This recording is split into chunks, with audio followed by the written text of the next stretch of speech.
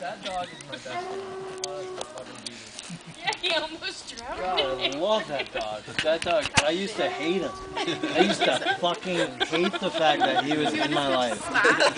And now I am in complete love with him. He is like, he is the nicest dog you'll ever meet.